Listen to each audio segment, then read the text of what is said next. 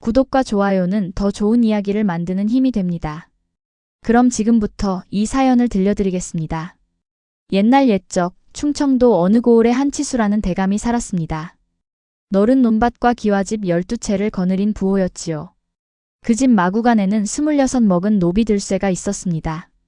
새벽닭이 울기도 전에 일어나 여물을 쓰고 말똥을 치우고 해가 지도록 장작을 패는 것이 그의 하루였습니다. 이놈아, 여물통 하나 제대로 못 채우느냐. 마름이 등짝을 후려치며 소리쳤습니다. 들쇠는 대꾸 없이 고개를 숙였습니다. 아프다는 내색도 억울하다는 내색도 하지 않았지요. 16년째 그렇게 살아왔으니까요. 그런 그에게도 마음 붙일 곳이 하나 있었습니다. 9살 도련님 한세연이었습니다. 들쇠 형, 어제 잡은 미꾸라지 아직 있어? 세연은 다른 하인들처럼 그를 종놈이라 부르지 않았습니다. 언젠가 들쇠가 다친 강아지를 몰래 돌봐주는 걸 본 뒤로 세연은 그를 곧잘 따랐습니다. 도련님, 이런데 내려오시면 마님께 혼나십니다. 괜찮아, 잠깐인데 뭐. 형은 참 신기해. 아픈 짐승도 다 낫게 하고 말이야. 그 말에 들쇠는 그저 씁쓸하게 웃을 뿐이었습니다. 짐승은 몰래라도 고칠 수 있지만 사람은 감히 손댈 수 없는 처지였으니까요. 형, 나중에 나 크면 형이랑 같이 산에 약초 캐러 갈래? 도련님은 귀한 몸이신데 어찌 그런 일을 하려 하십니까? 귀하고 천한 게 뭐가 중요해. 형이 하는 일은 다 멋있어 보이는걸? 철없는 그 한마디가 들쇠의 마음 한구석을 오래도록 맴돌았습니다. 그런데 이 노비에게는 남모르는 버릇이 하나 있었습니다. 밤이 이슥해지면 뒷산에 올라 풀을 뜯었습니다. 쑥, 익모초, 삽주뿌리, 개똥쑥 냄새만 맡고도 무슨 풀인지 척척 알아냈습니다. 이건 열을 내리는 풀이고 이건 피를 도는 풀이지. 혼잣말로 중얼거리며 풀을 말리고 빻아 조그만 항아리에 담아두었습니다. 누가 볼까 늘 마구간 집더미 밑에 숨겨두었지요. 아무도 묻지 않았고 그도 아무에게 말하지 않았습니다. 저놈은 하는 짓이 이상해. 풀떼기나 캐고 다니고 말이야. 동무 노비 하나가 수군거렸지만 들쇠는 그저 웃어넘길 뿐이었습니다. 그런 수군거림에도 그는 밤마다 뒷산에 오르는 일을 멈추지 않았습니다. 풀 한 포기, 뿌리 한 줌을 살필 때만큼은 노비라는 신분도 천대도 잠시나마 잊을 수 있었기 때문입니다. 달빛 아래 홀로 앉아 약초를 다듬는 그 시간이 그에게는 유일하게 숨통이 트이는 순간이었습니다. 3달 전 일이었습니다. 대감댁에서 부리는 늙은 망아지가 배앓이로 쓰러진 적이 있었습니다. 마름은 쓸모없는 짐승 내다 버려라 하고 혀를 찼지만 들쇠는 몰래 밤마다 삽주 뿌리를 다려 먹였습니다. 사흘 만에 망아지가 벌떡 일어나 여물을 씹자 마름은 놀라기는커녕 불같이 화를 냈습니다. 내 놈이 뭔데 함부로 짐승 몸에 손을 대느냐. 병이 옮으면 어쩌려고. 매질이 이어졌습니다. 등짝이 터지도록 맞으면서도 들쇠는 이를 악물고 버텼습니다. 그런데 그 광경을 조용히 지켜보던 이가 있었습니다. 청직이 봉구였습니다. 그는 아무 말도 하지 않았지만 그날 이후로 이따금 들쇠를 유심히 살피는 눈치였습니다. 마치 무언가를 알고 있으면서도 차마 입 밖에 내지 못하는 사람처럼 말이지요. 내 손끝이 예사롭지 않다는 걸 나만 아는 게 아닐게다. 언젠가 봉구가 지나가듯 던진 그 한마디를 들쇠는 애써 못 들은 척했습니다. 그의 품속에는 낡은 침통 하나가 늘 들어있었습니다. 손때 묻은 대나무통에 은침 몇 개가 꽂힌 볼품없는 물건이었지요. 하지만 들쇠에게는 세상 무엇보다 귀한 것이었습니다. 그날 밤에도 그는 침통을 꺼내 어루만지며 먼 옛날을 떠올렸습니다. 18배 전이었습니다. 들쇠, 아니 그때는 다른 이름으로 불리던 8살 아이가 있었습니다. 집안은 대대로 의술을 이어온 명문이었고 아버지는 고을에서 존경받는 의원이었습니다. 아버지는 밤낮으로 병자를 돌보느라 잠도 제대로 못 자는 사람이었습니다. 의원 날이 이 은혜를 어찌 갚습니까? 가난한 이들이 찾아와 손을 잡을 때마다 아버지는 그저 허허 웃을 뿐이었습니다. 그러던 어느 날 밤 집안의 관졸들이 들이닥쳤습니다. 영모에 가담한 죄인의 집안이다. 한 놈도 놓치지 마라. 나는 병자를 고쳤을 뿐 영모라니 그게 무슨 소리요. 아버지가 소리쳤지만 소용없었습니다. 포승줄에 묶인 채 끌려가는 아버지의 등 뒤로 집이 불타올랐습니다. 어머니는 어린 아들의 손을 잡고 뒷문으로 내달렸습니다. 어머니 무섭습니다. 아버지는요? 쉿, 조용히 하거라. 살아야 한다. 살아야 나중에라도 억울함을 밝히지. 어머니는 숨을 헐떡이며 아들을 숲속 다 쓰러진 움막으로 이끌었습니다. 낮에는 숨죽이고 밤에는 산나물로 겨우 배를 채우는 나날이었습니다. 그리고 며칠 뒤 굶주림과 상처로 어머니마저 자리에서 일어나지 못하게 되었습니다. 들아, 이리 가까이 오너라. 어머니는 마지막 힘을 다해 침통을 아들의 손에 쥐어주었습니다. 그 안에는 아버지가 평생 쓰던 은침 몇 개가 들어 있었습니다. 의술의 천한 손이 어디 있겠느냐. 다만 살리려는 마음만 있을 뿐이란다. 이것만 기억하거라. 8살 아이는 그 말이 무슨 뜻인지 몰랐습니다. 그저 어머니가 떠난다는 사실이 무서울 뿐이었지요. 어머니, 저를 두고 어디 가십니까? 일어나셔야지요. 아무리 흔들어도 어머니는 다시 눈을 뜨지 않았습니다. 아이는 며칠을 그 곁에서 울다가 결국 혼자 산을 내려왔습니다. 산을 내려오는 길 아이는 몇 번이고 뒤를 돌아보았습니다. 움막이 점점 멀어지고 나서야 비로소 자신이 완전히 혼자가 되었다는 사실을 실감했습니다. 낯선 이의 손에 이끌려 이 저작거리 전하루터를 전전하는 동안에도 아이는 침통만은 한시도 몸에서 떼어놓지 않았습니다. 배가 고파 나무 껍질을 씹던 밤에도 매를 맞아 온몸이 욱신거리던 날에도 그 작은 대나무 통 하나가 유일한 버팀목이었습니다.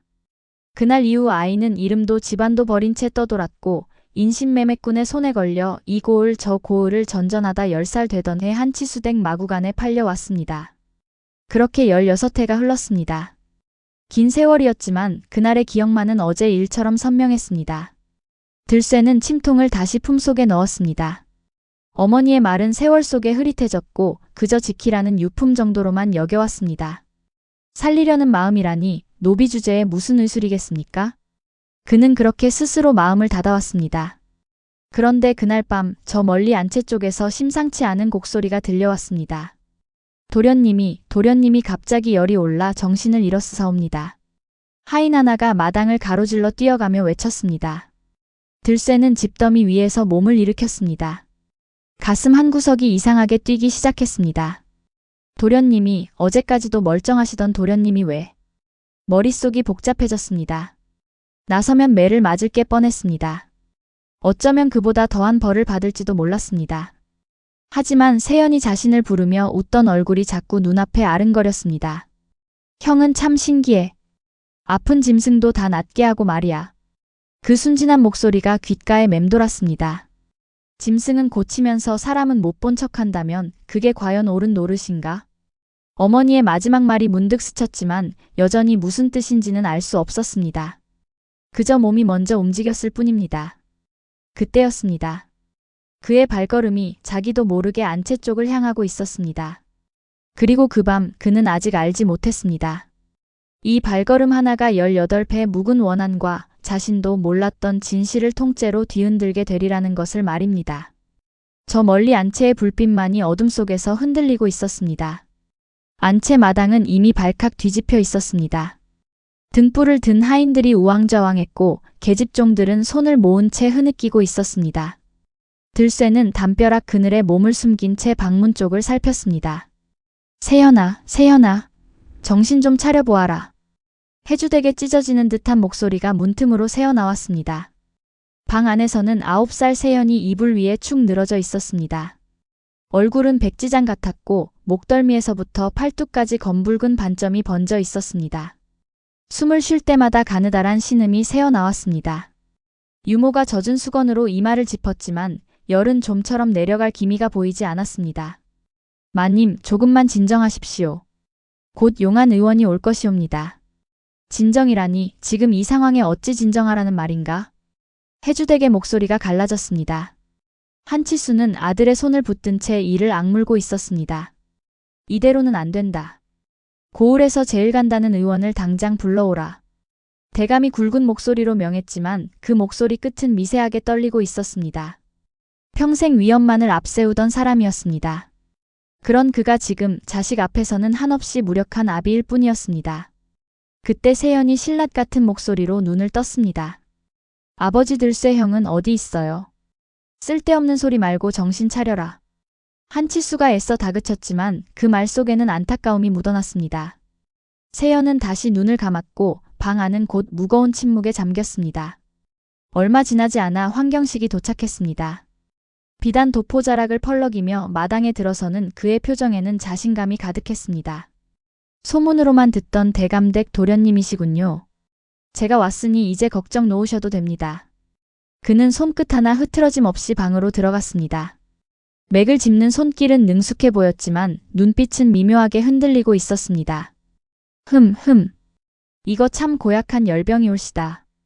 고칠 수 있소, 없소? 한치수가 다급히 물었습니다. 당연히 고칠 수 있지요. 다만 귀한 약재가 들어가는지라 값이 좀 나갈 것이 올시다. 그 말에 해주댁이 매달리듯 소리쳤습니다. 값은 얼마든지 드리겠습니다. 제발 우리 아이만 살려주십시오. 황경식의 입꼬리가 슬쩍 올라갔습니다. 여부가 있겠습니까? 소인만 믿으십시오. 그는 품에서 첩약 봉지를 꺼내며 하인에게 넘겼습니다. 이걸 다려 하루 3번 먹이시오. 사흘이면 반점이 가라앉을 것이오. 그러고는 대감에게 은근한 눈짓을 보냈습니다. 참 이 고을에서 저만큼 용한 의원은 없습니다.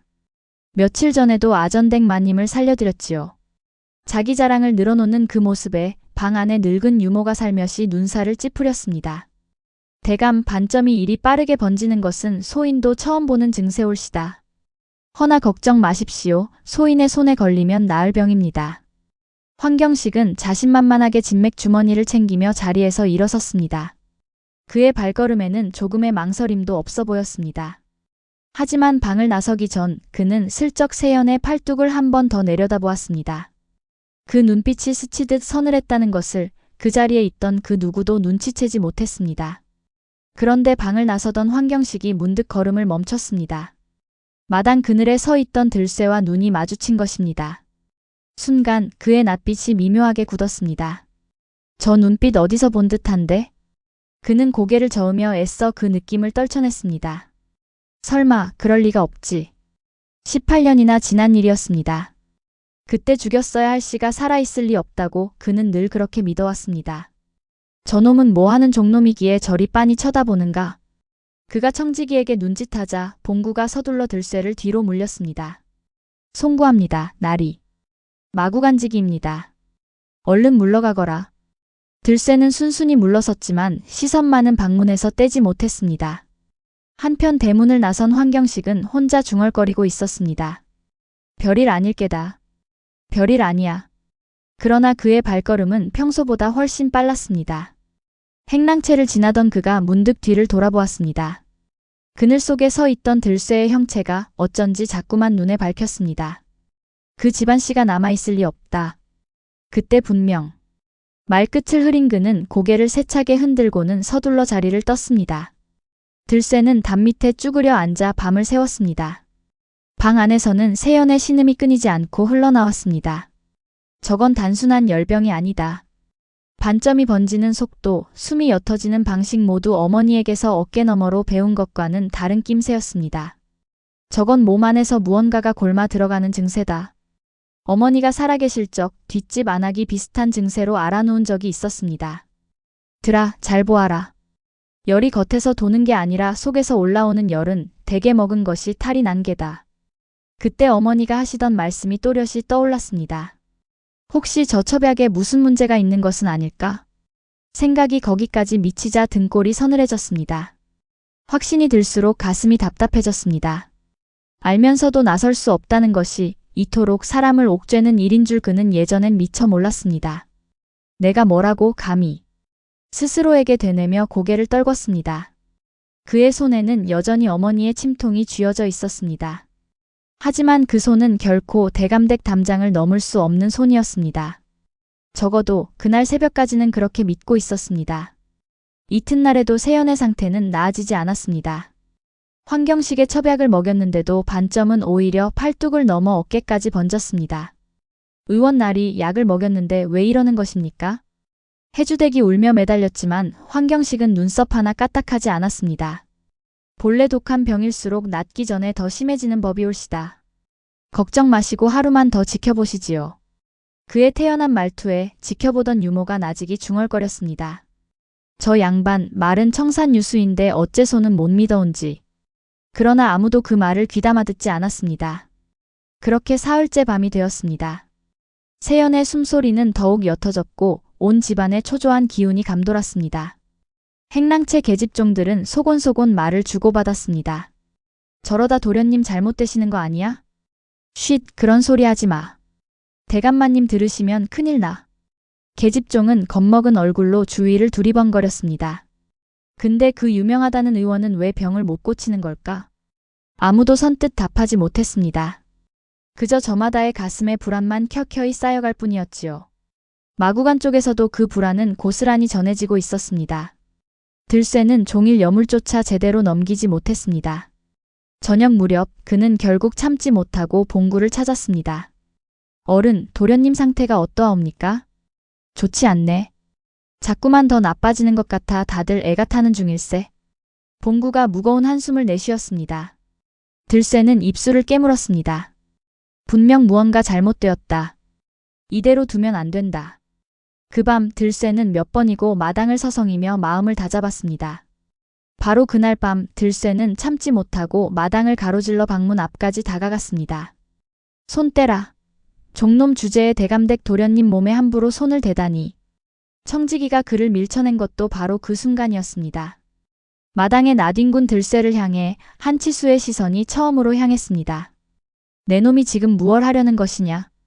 낮게 가라앉은 대감의 목소리에 마당 안의 모든 이가 숨을 죽였습니다. 청지기 봉구는 흠칫 놀라 들쇠와 대감을 번갈아 보았습니다. 말리려 했던 자신이 오히려 이를 더 키운 것은 아닌가 하는 낯빛이었습니다.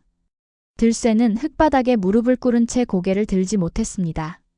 품 안에 침통이 옷섭 사이로 삐죽 드러나 있었지만 그는 미처 알아채지 못했습니다. 심장이 터질 듯 뛰었습니다. 여기서 입을 열면 무슨 벌을 받을지 알 수 없었습니다. 하지만 입을 열지 않으면 저 방 안의 숨소리가 영영 멈춰버릴지도 몰랐습니다. 소인. 갈라진 목소리가 겨우 새어나왔습니다. 온 마당의 시선이 그에게 쏠렸습니다. 소인. 들쇠는 마른 침을 삼켰습니다. 소인, 알을 말씀이 있사옵니다. 말해보아라. 한치수의 목소리는 낮았지만 그 안에는 실낱 같은 기대가 섞여 있었습니다. 그 첩약 다시 살펴보셔야 할 듯하옵니다. 도련님의 반점은 열병이 아니라. 들쇠는 잠시 말을 고르다가 결국 끝까지 내뱉었습니다. 독이 든 처방인 듯하옵니다. 마당이 순식간에 얼어붙었습니다. 그 말에 가장 먼저 반응한 것은 환경식이었습니다. 뭐라?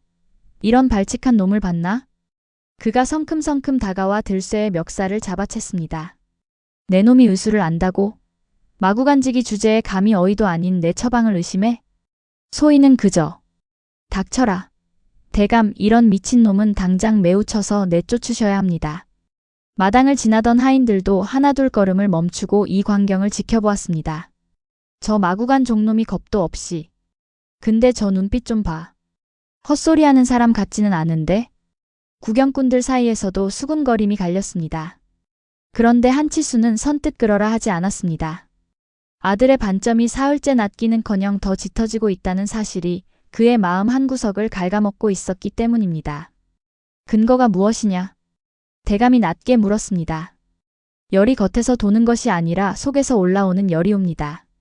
이런 열은 대게 먹은 것이 탈이 난 것이라고 소인은 배웠사옵니다. 내깟 놈이 뭘 배웠단 말이냐? 환경식이 다시 목소리를 높였습니다. 의원 날이 소인이 어깨너머로 익힌 것이 짧으나 반점이 번지는 자리와 속도를 보면 그만. 대감, 저놈의 말을 믿으실 셈이십니까? 한치수가 손을 들어 환경식을 제지했습니다. 내 놈 어깨너머로 익혔다 했느냐? 대체 누구에게서 무엇을 배웠단 말이냐? 날카로운 물음이었습니다. 들쇠는 순간 말문이 막혔습니다. 어머니의 이야기를, 집안의 이야기를 여기서 꺼낼 수는 없었습니다. 죽은 어미가 약초에 밝았사옵니다. 그 곁에서 귀동냥으로 익혔을 뿐이옵니다. 거짓은 아니었으나 전부를 말한 것도 아니었습니다. 한치수는 그 대답을 가만히 곱씹었습니다. 환경식의 얼굴이 불그락푸르락했습니다. 평소의 여유는 온데간데 없이 사라져 있었습니다. 청지기 봉구가 조심스레 입을 열었습니다. 대감마님, 소인이 지켜본 바 들쇠는 내 놈까지 어찌 저런 종놈을 두둔하는 것이냐? 환경식이 매섭게 쏘아붙이자 봉구는 입을 다물었습니다. 그러나 그의 눈빛만은 여전히 들쇠 쪽을 향해 있었습니다. 황경식은 봉구에게 바짝 다가가 나직이 으름장을 놓았습니다. 자네도 이 집에서 밥벌이하고 사는 처지 아닌가? 괜한 데 나서지 말게. 소희는 그저 본대로 아뢰려 했을 뿐이올시다. 본대로라니. 그 눈 조심하는 게 좋을 걸세. 봉구는 아무 대꾸 없이 고개를 숙였지만 주먹만은 조용히 말아 쥐고 있었습니다. 그때 방문 안쪽에서 늙은 유모가 조심스레 얼굴을 내밀었습니다. 평생 이 집안 살림을 도맡아온 누구보다 눈치 빠른 이였습니다. 대감마님, 소인이 한 말씀 올려도 되겠습니까? 말해보게. 소인이 지켜본 바 저 아이가 도련님을 해칠 마음이었다면 진작 그리했을 것입니다. 사흘 밤낮을 땀 밑에서 뜬 눈으로 지새운 아이입니다. 유모의 말에 마당이 잠시 조용해졌습니다. 게다가 황 의원 날이 말씀대로라면 낫기 전에 더 심해진다 하셨지요. 하나 사흘째 접어드는데 손톱만큼도 나아지는 기미가 없질 않습니까? 황경식의 얼굴이 순간 굳었습니다. 할멈이 의술을 아는가? 함부로 입을 놀리지 말게. 의술은 모르지만 사람 눈빛은 좀 볼 줄 압니다. 유모는 조금도 물러서지 않았습니다. 그 담담한 기세에 오히려 황경식 쪽이 말문이 막혔습니다. 방 안에서 해주댁이 뛰쳐나왔습니다.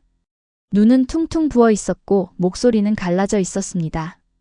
대감, 저는 이제 뭐가 옳고 그른지도 모르겠습니다. 부인.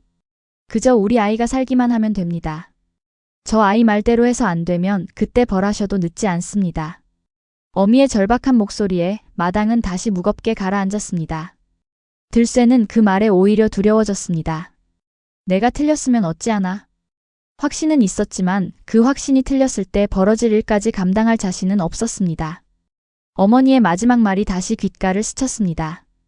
의술에 천한 손이 어디 있겠느냐. 다만 살리려는 마음만 있을 뿐이란다. 그 말이 그제야 조금씩 아주 조금씩 다르게 들리기 시작했습니다. 지금껏 그 말을 그저 슬픈 유언으로만 여겨왔습니다. 하지만 어쩌면 그것은 유언이 아니라 살아가는 내내 되새겨야 할 다짐이었는지도 몰랐습니다. 그는 두 주먹을 꽉 쥐었습니다. 틀렸어도 좋다. 적어도 손 놓고 있지는 않겠다. 창밖으로 희미하게 여명이 밝아오고 있었습니다. 반나절이라는 시간이 이제 곧 그의 손에 달리게 될 참이었습니다. 한치수는 오래도록 아무 말이 없었습니다.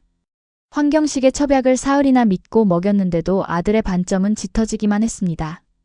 반대로 이 마구간 노비의 말은 이상하리만치 앞뒤가 맞아떨어졌습니다. 믿을 것인가 말 것인가? 평생 신분의 경계를 넘어본 적 없는 그였습니다. 하지만 지금 그 경계 너머에 아들을 살릴 마지막 동아줄이 있을지도 몰랐습니다.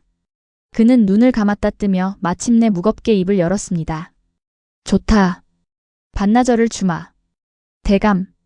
황경식이 놀라 소리쳤습니다. 반나절 안에 차도가 없으면 내놓은 목숨은 없는 줄 알아라. 한치수의 눈빛은 서늘했습니다. 그리고 황 의원, 그대의 처방도 오늘부로 멈추겠소. 대감, 어찌 이런 종놈의 말만 믿고. 내 아들의 목숨이 걸린 일이오. 내가 믿는 것은 그 어느 쪽이든 결과일 뿐이오. 황경식은 분을 사귀지 못한 채 이를 갈며 물러섰습니다. 그의 눈빛에는 분노와 함께 뭐라 형언할 수 없는 불안이 스치고 지나갔습니다. 들쇠는 천천히 방 안으로 들어섰습니다. 반나절. 그 짧은 시간이 그에게는 18회를 건 도박처럼 느껴졌습니다. 세연의 곁에 무릎을 꿇고 앉아 그는 품에서 침통을 꺼냈습니다. 손끝이 가늘게 떨렸습니다.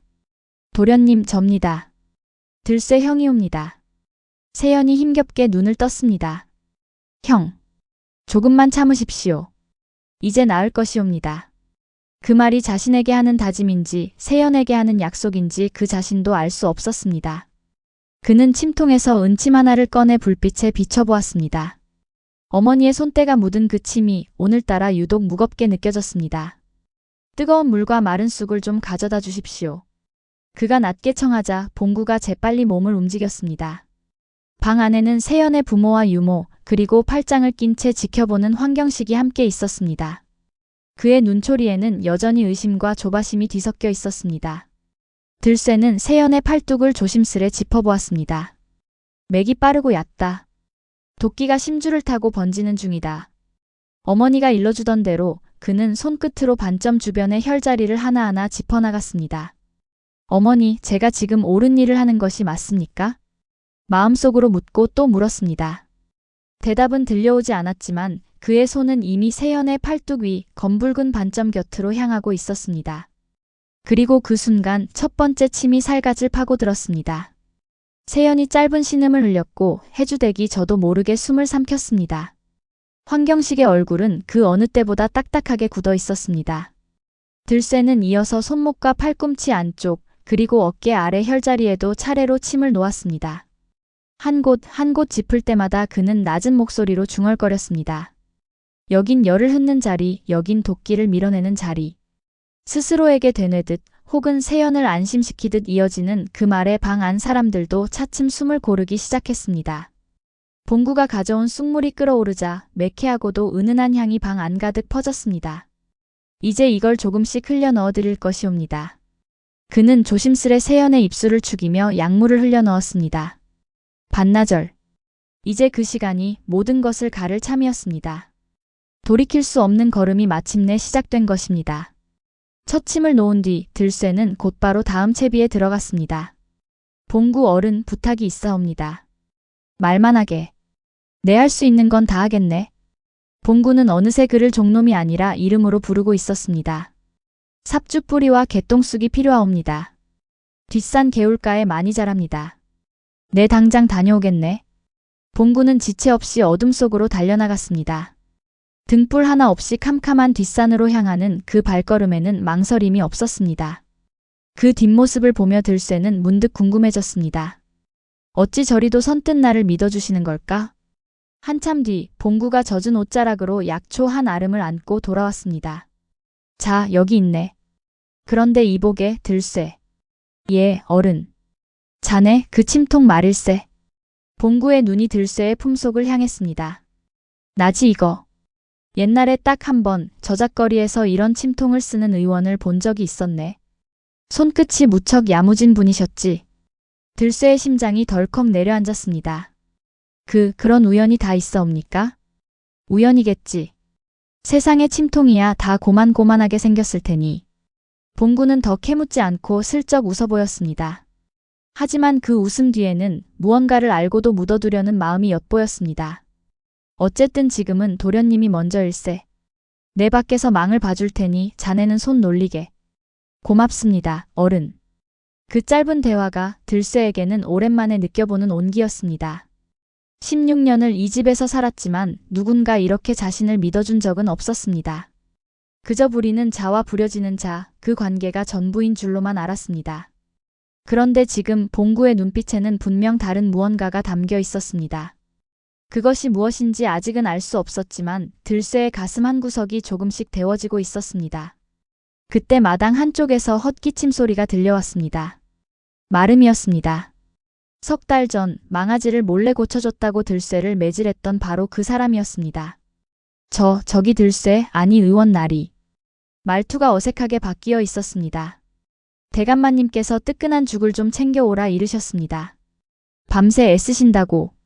그는 죽그릇을 내밀며 눈을 마주치지 못했습니다. 들쇠는 잠시 놀랐지만 이내 담담히 받아들었습니다. 감사합니다, 어른. 그때는 내가 몰라 배워서. 마름은 우물쭈물하다 결국 말끝을 흐리며 자리를 떴습니다. 봉구가 그 뒷모습을 보며 픽 웃었습니다. 세상 참 하룻밤 사이에 사람이 저리 달라지는구먼. 약탕관을 걸어놓고 불을 지피는 사이 놀란 계집종 하나가 엉뚱한 풀을 항아리째 들고 왔습니다. 이거면 되지요? 이것도 쑥 아닌가요? 그건 쑥이 아니라 독초일세? 큰일 날 뻔했구먼. 들쇠가 다급히 만류하자 계집종은 새파랗게 질려 항아리를 내려놓았습니다. 쇳내가 풀 종류를 잘 몰라서. 괜찮네. 다음부턴 삽주만 챙겨오시게. 뿌리가 마디진 것이 그것일세. 분위기가 잠시 누그러졌습니다. 긴박한 밤중에도 사람 사는 자리에는 이런 엉뚱한 웃음거리가 끼어들기 마련이었습니다. 계집종은 이내 마음을 다잡고 다시 삽주 뿌리를 찾으러 뛰어갔습니다. 저 아이도 참 겁이 많지만 마음은 곱습니다. 봉구가 웃으며 말했습니다. 이 댁 사람들이 다 그렇습니다. 겉으론 무뚝뚝해도 속은 다들 여립니다. 들쇠는 그 말에 고개를 끄덕였습니다. 16년 동안 이 집에 살면서도 정작 이 집 사람들의 속내를 제대로 들여다본 적은 없었습니다. 오늘 밤이 되어서야 비로소 그 얼굴들이 하나하나 눈에 들어오기 시작했습니다. 약탕관에 물이 끓어오르자 매캐한 쑥 냄새가 방 안가득 퍼졌습니다. 콜록 냄새가 참 독하구먼. 봉구가 코를 막으며 웃었습니다. 독한 만큼 잘 듣는 법입니다. 들쇠가 국자로 약물을 저으며 대꾸했습니다. 그는 색이 짙어지는 정도를 보며 불의 세기를 조절했습니다. 너무 세면 약효가 날아가고 너무 약하면 도끼가 안 풀린다. 어머니가 늘 하시던 말씀이었습니다. 손끝의 감각 하나하나가 그날의 기억을 되살리고 있었습니다. 어머니는 어떤 분이셨는가? 봉구가 슬쩍 물었습니다. 약초에 밝으셨고 늘 사람을 먼저 살피셨사옵니다. 소인이 기억하는 건 그뿐이옵니다. 들쇠는 짧게 답했지만 그 말 속에는 오랜 그리움이 배어 있었습니다. 좋은 분이셨겠군. 예. 참으로 좋은 분이셨사옵니다. 봉구는 더 캐묻지 않고 그저 고개를 끄덕였습니다. 불빛 아래 두 사람의 그림자가 나란히 흔들렸습니다. 약이 끓는 동안 들쇠는 세연의 곁을 지켰습니다. 세연은 열에 들떠 헛소리를 중얼거렸습니다. 형 나 죽는 거야? 아닙니다. 도련님은 절대 안 죽사옵니다. 진짜지? 형이 약속했다? 예, 약속하옵니다. 들쇠는 세연의 손을 꼭 쥐었습니다. 제가 어렸을 적에요. 산속에서 길을 잃은 적이 있었사옵니다. 무섭고 배고팠지만 별을 보고 방향을 찾아 살아나왔지요. 별을? 예. 지금 도련님 몸속에서도 별을 찾듯 나쁜 기운을 몰아내고 있는 중이옵니다. 조금만 견디시면 됩니다. 꾸며낸 이야기였지만 세연은 그 말에 안심한 듯 옅은 숨을 골랐습니다. 그 모습을 지켜보던 해주댁의 눈시울이 다시 붉어졌습니다. 자네 어쩜 그리 아이 마음을 잘 아는가? 소인도 한때는 아이였으니까요. 들쇠는 짧게 웃어 보였습니다. 그 웃음 속에는 스스로도 미처 다 헤아리지 못한 서글픔이 배어 있었습니다. 해주댁은 손수 대야의 찬물을 떠와 세연의 이마에 얹었습니다. 마님, 그런 일은 소인이. 아닐세. 이건 내가 해야 할 일이야. 그녀는 손끝으로 아들의 젖은 머리카락을 쓸어 넘기며 나직이 중얼거렸습니다. 내 자식 앞에서 신분이 다 무슨 소용인가? 들쇠는 그 말을 조용히 마음에 담아두었습니다. 방 안에는 약탕관에서 피어오르는 김과 세 사람의 조용한 숨소리만이 가득했습니다. 자정이 지날 무렵 첫 변화가 나타났습니다. 이것 좀 보십시오. 계집종이 놀라 소리쳤습니다.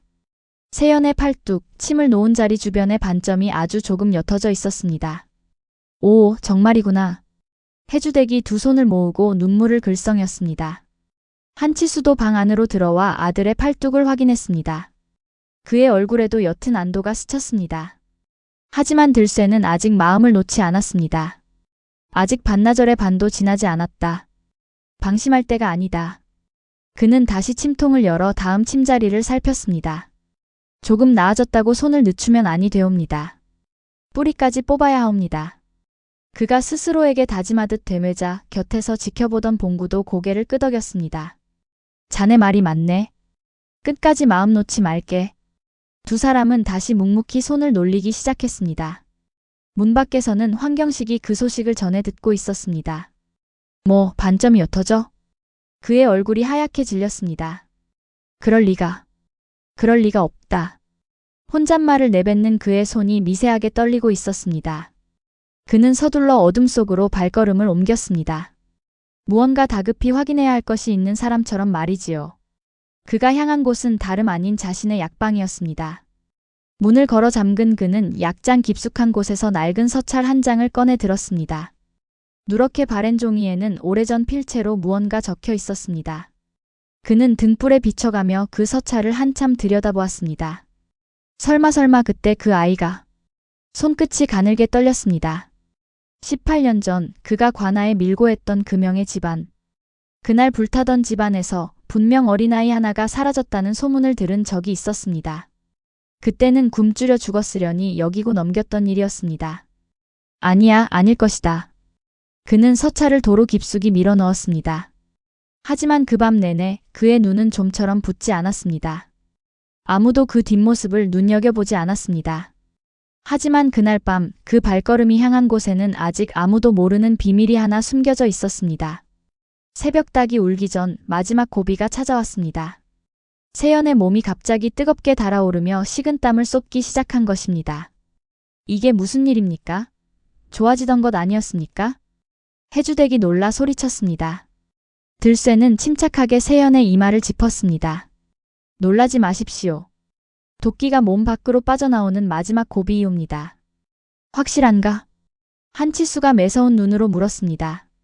확실하옵니다. 땀으로 다 흘려보내면 반점도 함께 옅어질 것이옵니다. 들쇠는 미리 준비해둔 마른 수건으로 세연의 몸을 연신 닦아냈습니다.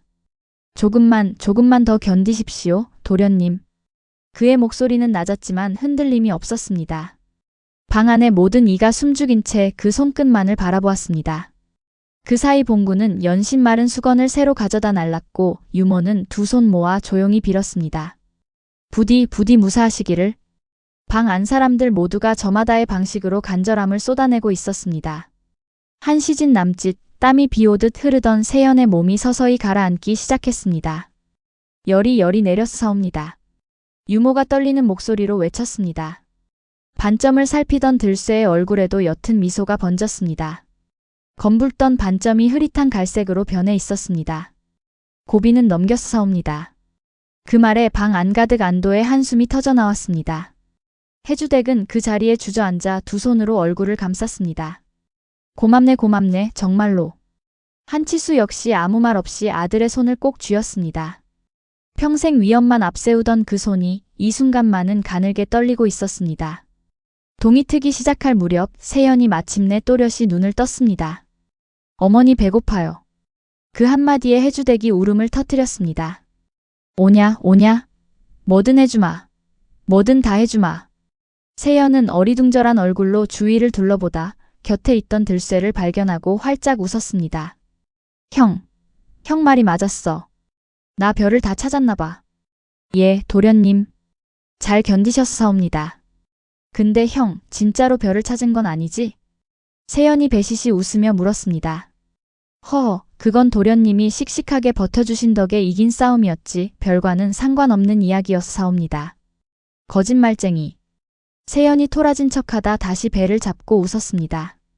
그 웃음소리에 밤새 무겁던 방 안 공기가 비로소 풀어졌습니다. 들쇠도 그제야 참았던 숨을 길게 내쉬었습니다. 반나절이라는 약속의 시간이 이제 막 지나가고 있었습니다. 바깥마당에서는 어느새 소식이 쫙 퍼져 있었습니다. 도련님이 살아나셨대. 그 마구간 노비가 글쎄 명의보다 낫더라니까. 하인들은 서로 얼싸안으며 기뻐했습니다. 누군가는 부엌으로 달려가 미역국을 끓이자 외쳤고 누군가는 마당을 쓸며 콧노래를 흥얼거렸습니다. 간밤에 불안이 씻은 듯 사라진 자리에는 오랜만에 웃음소리와 훈훈한 기운이 가득 번져나갔습니다. 그 소란 속에서도 들쇠는 홀로 담담했습니다. 아직 벗지 못한 무명 저고리 차림 그대로 그는 그저 조용히 마당 한 구석에 서 있을 뿐이었습니다. 어젯밤까지만 해도 자신을 밀쳐냈던 청지기가 오늘은 죽 한 그릇을 손수 챙겨다 주었습니다. 자네 밤새 한숨도 못 잤을 텐데 이거라도 좀 들게. 고맙습니다, 어른. 들쇠는 죽 그릇을 받아 들고도 좀처럼 마음이 놓이지 않았습니다. 사람들의 환호와 감사 인사가 쏟아지는 와중에도 그는 어쩐지 이 평온이 오래가지 않을 것 같은 예감에 사로잡혀 있었습니다. 한치수는 마당으로 나와 기다리고 있던 이들 앞에 섰습니다. 이 아이가 내 아들을 살렸다. 그의 목소리는 담담했지만 마당에 있던 모두가 그 무게를 느꼈습니다. 오늘부로 들쇠의 노비 문서를 불태우고 정식으로 예우하겠다. 술렁임이 이렇습니다. 대감. 그렇다 하여도 근본도 모르는 자에게 그리 큰 은혜를. 황경식이 황급히 끼어들었습니다. 밤새 잠을 이루지 못한 탓인지 눈밑이 거뭇했습니다. 근본은 내가 알아볼 일이오. 결과는 이미 그대와 이 아이 둘 중 누구의 말이 옳았는지 말해주고 있지 않소. 한치수의 대답에 황경식은 입술을 깨물었습니다. 게다가 한치수가 서늘하게 덧붙였습니다. 그대의 그 첩약 도로 가져가시오. 다시는 이 집에 발 들이지 마시오. 마당에 모인 이들 사이에서 작은 탄성이 새어나왔습니다. 황경식은 낯빛이 불그락푸르락한 채로 물러났습니다. 그의 뒷모습에는 수치심과 함께 뭐라 형언할 수 없는 초조함이 서려 있었습니다. 지켜보던 하인들 사이에서도 수군거림이 일었습니다. 저 양반 이제 이 고을에서 낯을 들고 다니기 어렵겠구먼. 그러게 말일세. 사람 일이란 참 알 수 없는 노릇이야. 누구도 그 말 속에 숨은 진짜 사연까지는 짐작하지 못했습니다. 모두가 기쁨에 들떠있던 그 순간 정작 들쇠의 마음 한구석은 개운치 않았습니다. 방으로 돌아와 세연의 맥을 다시 한번 짚어본 그는 미간을 살짝 좁혔습니다. 맥이 고르지가 않다. 겉으로 드러난 반점은 옅어졌지만 손끝에 닿는 맥은 여전히 어딘가 불안정했습니다. 독이 다 빠진 게 아니라 잠시 가라앉은 것일 수도 있다. 어머니에게 배운 것 중에 이런 경우를 일컫는 말이 있었습니다. 거짓 나음이니라. 뿌리를 뽑지 않으면 반드시 되돌아온다. 그 말이 문득 떠오르자 등골이 서늘해졌습니다. 그 첩약에 대체 무엇이 섞여 있었기에? 단순한 실수라기엔 반점의 모양도 맥의 흐트러짐도 예사롭지 않았습니다. 혹시 이것이 처음부터 노린 짓이라면? 거기까지 생각이 미치자 그는 스스로도 놀라 고개를 저었습니다. 설마 그렇게까지. 하지만 한번 든 의심은 쉬이 가시지 않았습니다. 그는 세연의 이마를 다시 한번 짚어보았습니다. 겉보기엔 평온한 잠이었지만 손끝에 닿는 열기는 여전히 미세하게 남아 있었습니다. 겉으로는 낮고 속으로는 곱는다. 그 말이 머릿속을 떠나지 않았습니다.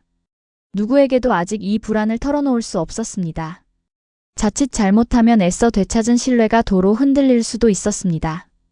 그는 조용히 세연의 이불깃을 여며주고 방을 나섰습니다. 마당으로 나서니 아직 가시지 않은 새벽 공기가 서늘하게 뺨을 스쳤습니다. 간밤에 소란이 무색하게 마당에는 그새 평화로운 정적이 감돌고 있었습니다. 하지만 들쇠의 발걸음만은 여전히 무거웠습니다.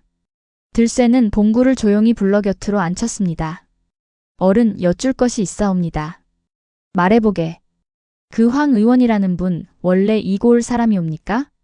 봉구는 잠시 생각에 잠기더니 고개를 저었습니다. 아닐세. 한 10년 전쯤 다른 고을에서 흘러들어왔다고 들었네. 그전 일은 나도 잘 모르네. 10년 전. 들쇠의 눈빛이 미묘하게 흔들렸습니다. 18년 전 집안이 몰락한 뒤 그가 이 고을 저 고을을 전전하던 그 시절과 묘하게 겹치는 시간이었습니다. 왜 뭔가 짚히는 게 있는가? 아직은 잘 모르겠사옵니다.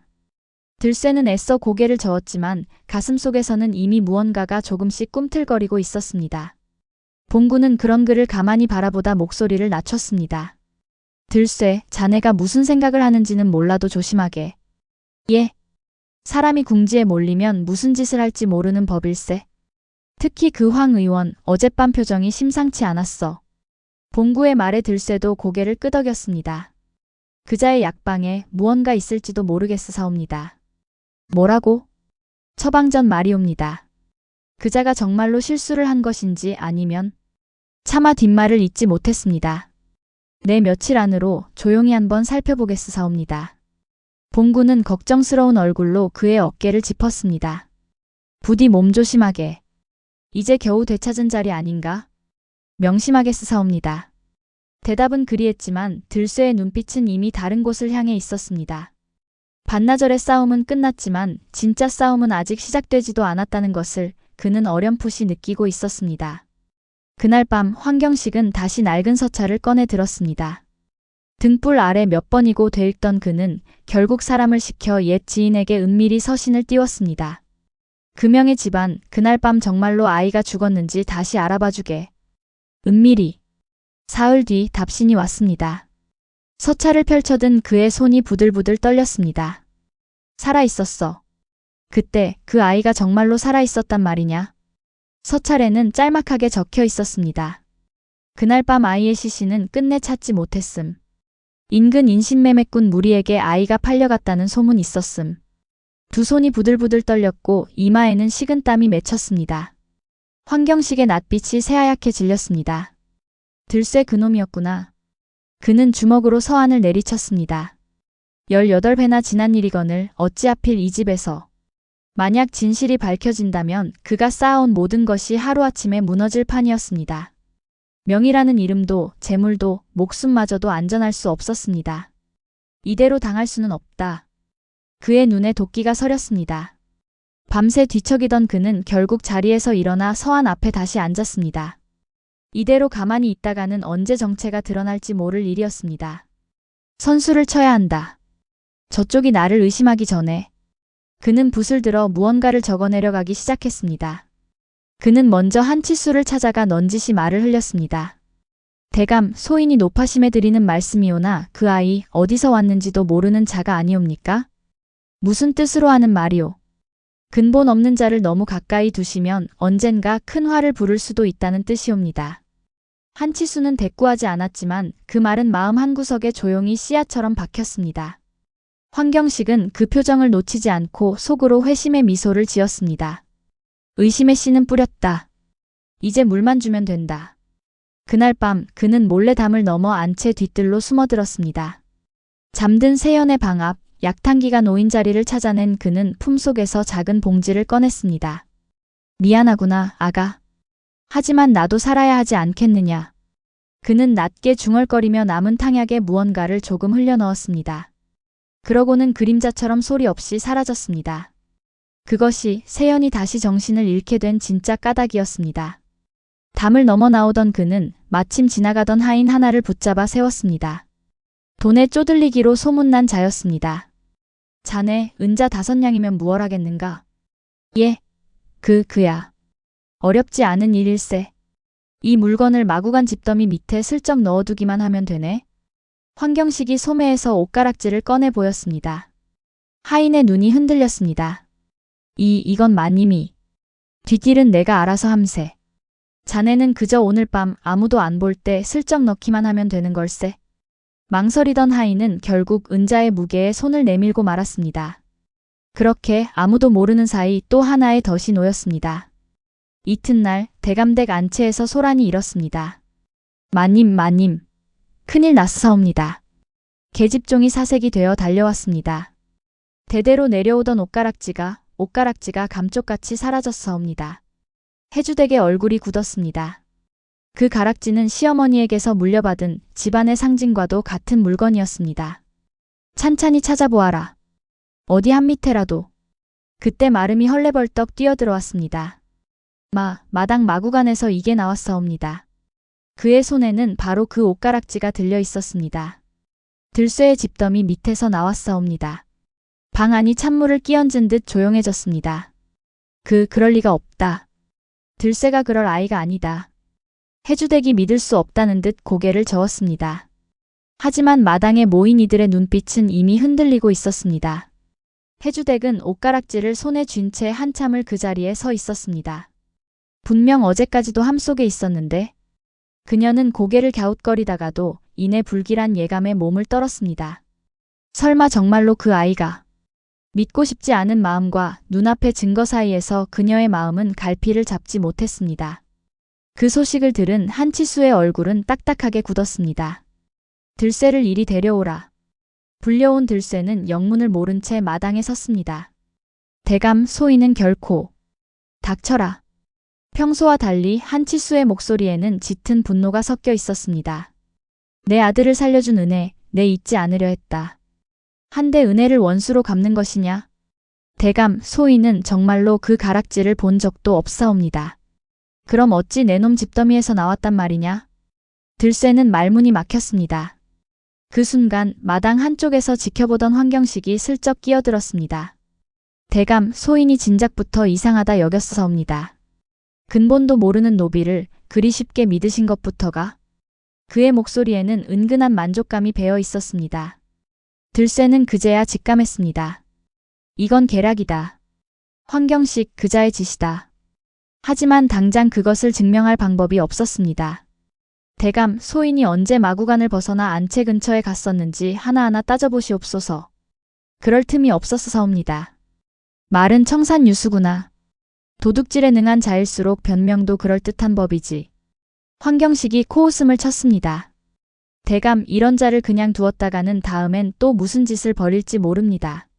당장 관아에 넘기시지요. 그 말에 마당 여기저기서 술렁임이 커졌습니다. 믿었던 사람들의 눈빛이 하나둘 흔들리는 것을 들쇠는 아프도록 선명히 느낄 수 있었습니다. 봉구가 다급히 나섰습니다. 대감마님, 들쇠는 그럴 사람이 아니옵니다. 소인이 이 아이를 자네까지 나서서 두둔할 셈인가?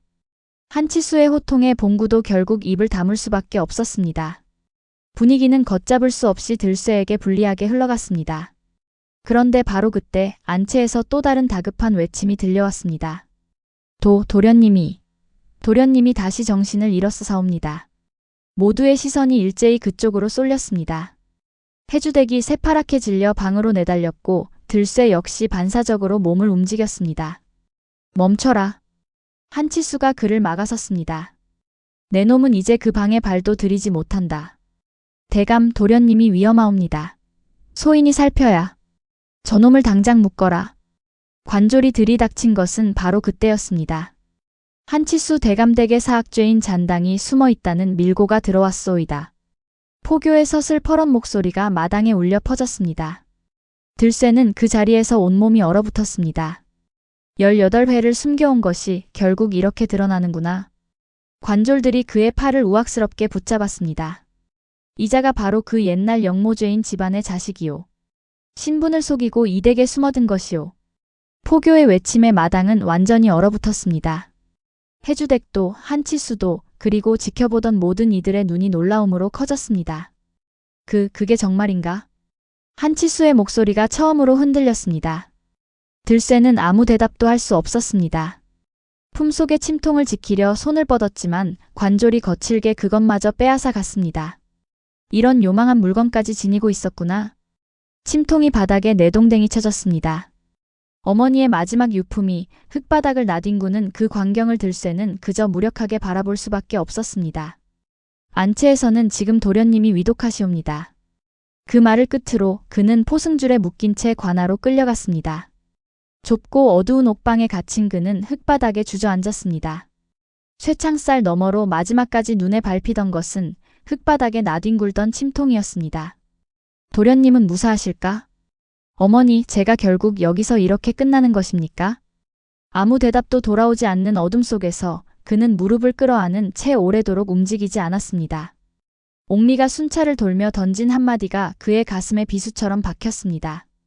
영모 죄인의 자식이라니 살아남기 힘들겠구먼. 들쇠는 눈을 질끈 감았습니다. 지난 18패, 이름도 숨기고 신분도 숨긴 채 그저 조용히 살아남기만을 바라왔습니다. 그런데 단 하룻밤 사이 그 모든 것이 송두리째 뒤집혀버렸습니다. 차라리 그날 밤 안채로 향하지 않았더라면 이런 일도 없었을지 모릅니다.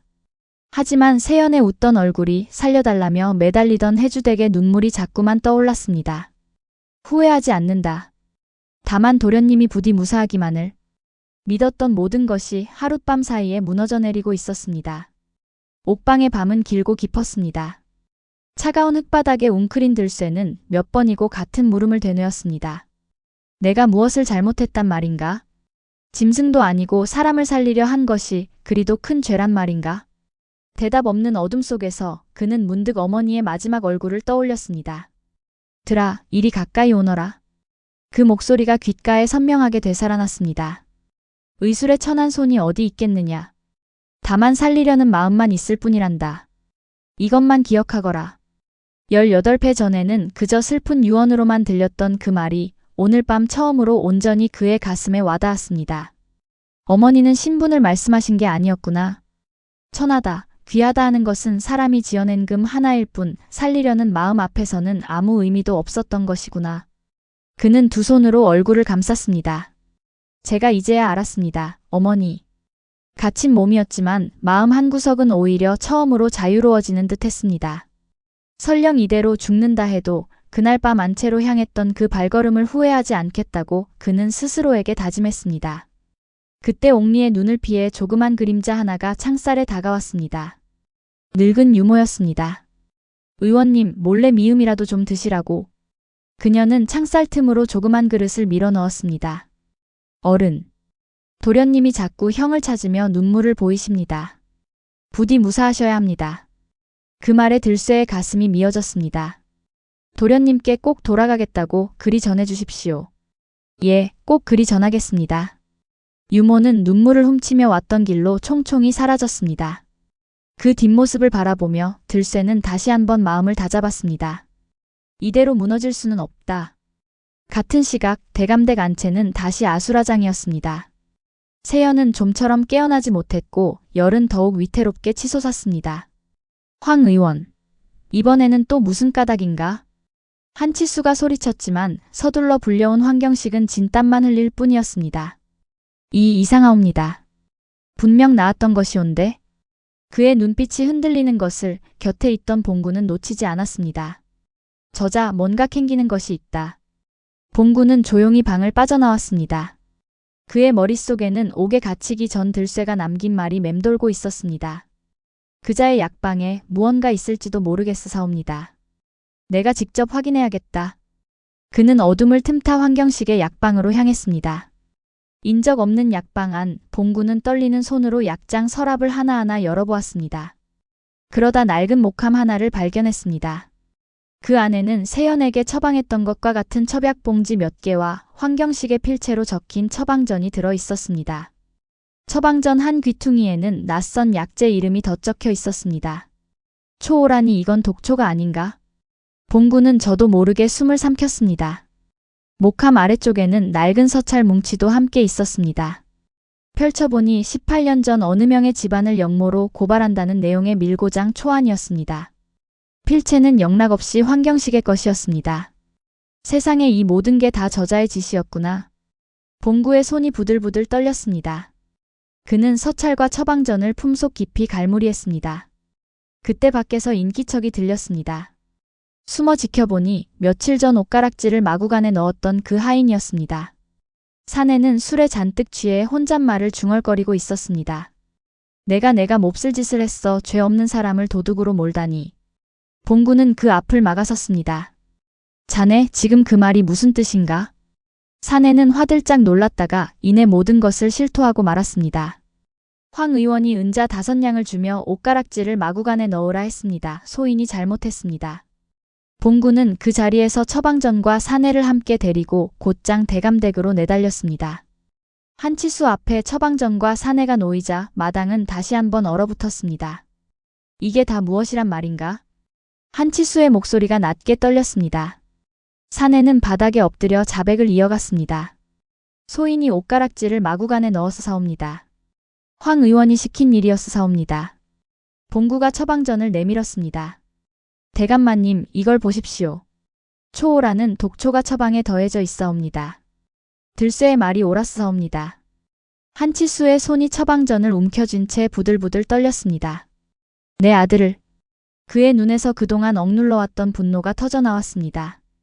당장 들쇠를 옥에서 풀어주어라. 그리고 황경식 그자를 이리 끌고 오라. 관졸들에 의해 이끌려온 들쇠는 마당에 모인 이들 앞에 섰습니다.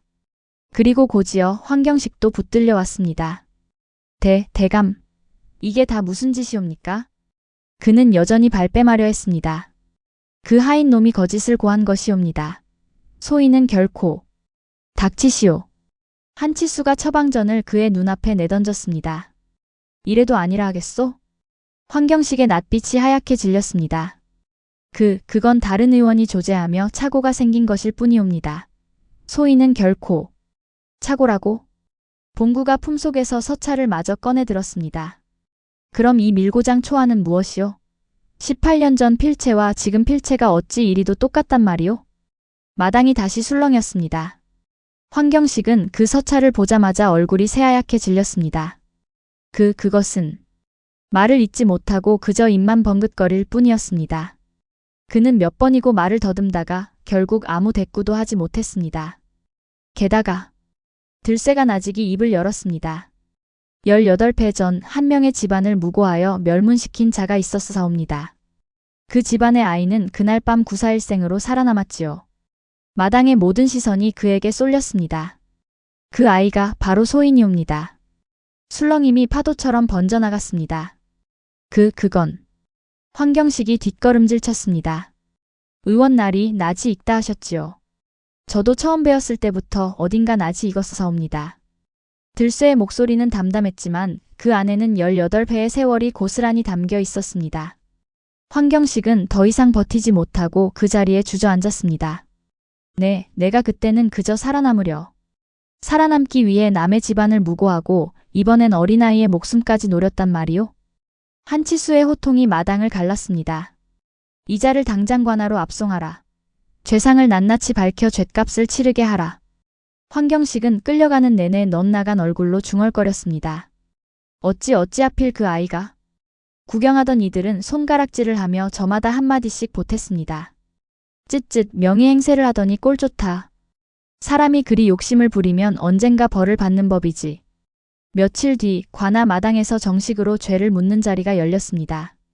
사또는 처방전과 밀고장, 매수당한 하인의 증언을 두루 살핀 뒤 엄히 판결을 내렸습니다. 황경식은 영모무고와 독살미수의 죄가 무겁다. 전 재산을 몰수하고 변방으로 유배를 보낸다. 포승줄에 묶여 끌려나가는 그의 얼굴에는 한때의 오만함은 온데간데 없이 사라져 있었습니다. 구경 나온 고을 사람들 사이에서 낮은 탄식과 수군거림이 오래도록 이어졌습니다. 그렇게 18배 묵은 죄가 마침내 백일하에 드러났습니다. 그 소란 한쪽에서 마름이 슬그머니 앞으로 나섰습니다. 들쇠 아니, 의원님. 그는 무릎을 꿇고 고개를 숙였습니다. 석 달 전 망아지를 고쳤다고 제가 매질을 했었지요. 그때는 제가 참으로 눈이 어두웠습니다. 용서해 주십시오. 들쇠는 그를 일으켜 세웠습니다. 지난 일이옵니다. 어른께서도 그저 맡은 소임을 다하셨을 뿐이지요. 그 너그러운 말에 마름은 눈시울을 붉히며 몇 번이고 고개를 숙였습니다. 한치수는 들쇠 앞에 다가와 깊이 고개를 숙였습니다. 내 몰라배어 미안하네.